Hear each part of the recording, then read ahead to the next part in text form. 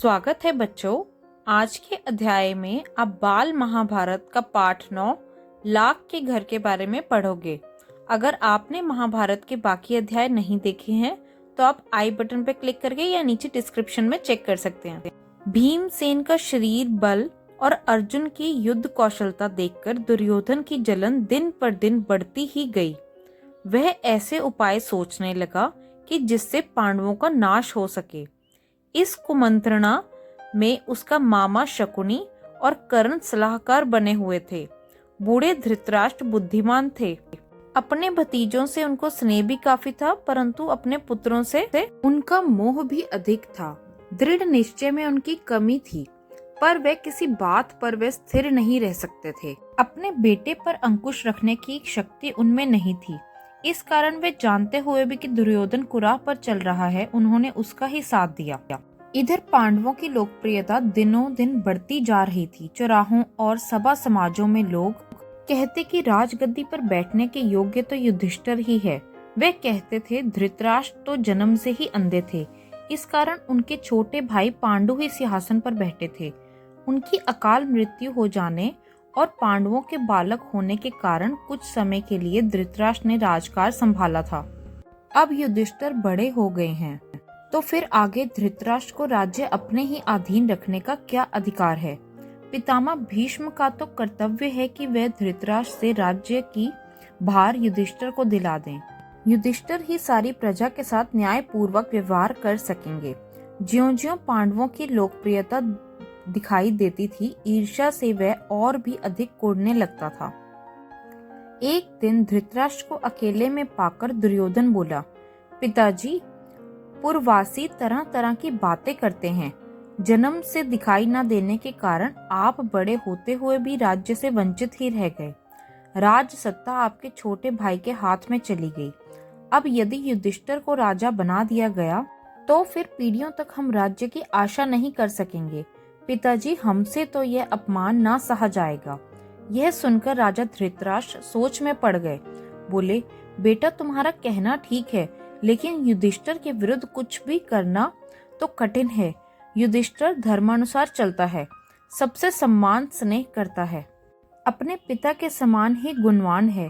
इस कारण प्रजाजन भी उसे बहुत चाहते हैं। यह सुनकर दुर्योधन बोला, पिताजी, आपको और कुछ नहीं करना है, सिर्फ पांडवों को किसी न किसी बहाने वर्णावत के मेले में भेज दीजिए। मैं आपको विश्वास दिलाता हूँ, इतनी सी बात से हमारा कुछ भी बिगाड़ नहीं होगा। इस बीच अपने पिता पर और अधिक दबाव डालने के इरादे से दुर्योधन ने कुछ कूटनीतिज्ञों को अपने पक्ष में मिला लिया।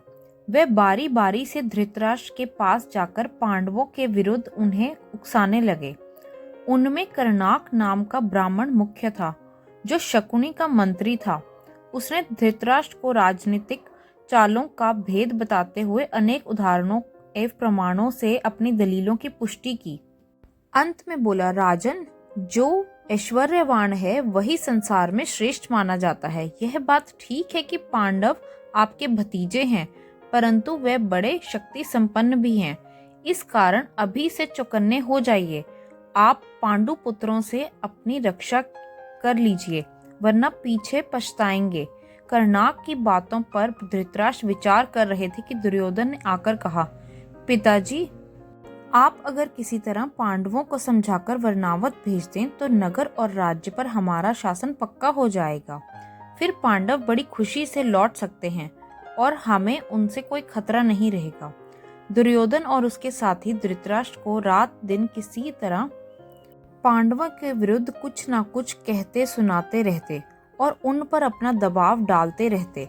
आखिर धृतराष्ट्र कमजोर पड़ गए और उनको लाचार होकर अपने बेटे की सलाह माननी पड़ी। दुर्योधन के पृष्ठपोषकों ने वर्णावत की सुंदरता और खूबियों के बारे में पांडवों को बहुत ललचाया। कहा कि वर्णावत में एक भारी मेला होने वाला है, जिसकी शोभा देखते ही बनेगी। उनकी बातें सुन सुनकर खुद पांडवों को भी वर्णावत जाने की उत्सुकता हुई। यहाँ तक कि उन्होंने स्वयं आकर धृतराष्ट्र से वहां जाने की अनुमति मांगी। धृतराष्ट्र की अनुमति पाकर पांडव बड़े खुश हुए और भीष्म आदि से विदा लेकर माता कुंती के साथ वर्णावत के लिए रवाना हो गए। पांडवों के चले जाने की खबर पाकर दुर्योधन की खुशी की सीमा न रही। वह अपने दोनों साथियों कर्ण एवं शकुनी के साथ बैठकर पांडवों तथा कुंती का काम तमाम करने का उपाय सोचने लगा। उसने अपने मंत्री पुरोचन को बुलाकर गुप्त रूप से सलाह दी और एक योजना बनाई। पुरोचन ने यह सारा काम पूर्ण सफलता के साथ पूरा करने का वचन दिया और तुरंत वर्णावत के लिए रवाना हो गया। एक शीघ्रगामी रथ पर बैठकर पुरोचन पांडवों से बहुत पहले वर्णावत जा पहुंचा। वहां उसने पांडवों के ठहरने के लिए सन्न, घी, मोम, तेल, लाख, चर्बी आदि जल्दी आग पकड़ने वाली चीजों को मिट्टी में मिलाकर एक सुंदर भवन बनवाया। इस बीच अगर पांडव वहां जल्दी पहुंच गए तो कुछ समय उनके ठहरने के लिए एक और जगह का प्रबंध पुरोचन ने कर रखा था। दुर्योधन की योजना यह थी कि कुछ दिनों तक पांडवों को लाख के भवन में आराम से रहने दिया जाए और जब वे पूर्ण रूप से निशंक हो जाएं, तब रात में भवन में आग लगा दी जाए, जिससे पांडव तो जलकर भस्म हो जाएं और कौरवों पर भी कोई दोष ना लगा सके। बच्चों, ये थी कहानी लाख के घर के बारे में, जिसे लक्षागृह भी कहा जाता है। महाभारत के बाकी अध्याय सुनने के लिए आप CSC ट्यूटोरियल को जरूर सब्सक्राइब करें और इस वीडियो अच्छी लगने पे वीडियो को जरूर लाइक करें। धन्यवाद।